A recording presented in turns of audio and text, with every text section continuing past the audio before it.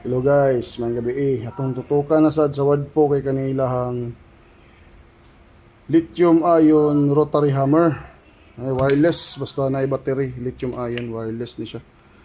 Mo ni ilahang rotary hammer.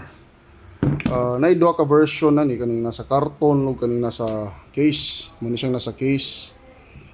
Same model lang gyapon pero ang difference lang is nani pataban duha ka battery nga 3000 ampere hours.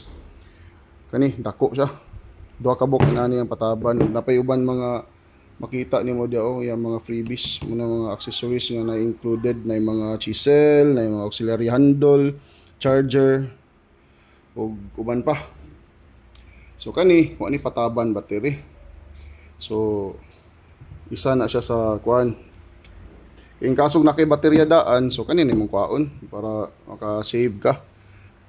And naay duha ka battery options na to ani no. Kanang pareha sila 20 volts pero naay kani sa 3.0 ampere hours o kani dayong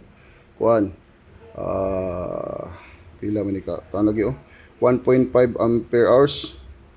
20 volts pareha, so naay difference kita nimo na tako kanisa gamay pero mo work ni siya same ang gyapon.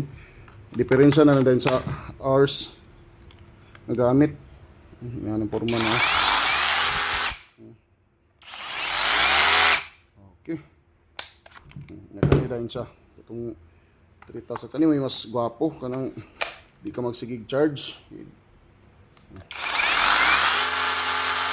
Mailhan nimo ang diferensya iyang output. So muna siya itong rotary hammers from Wadfo.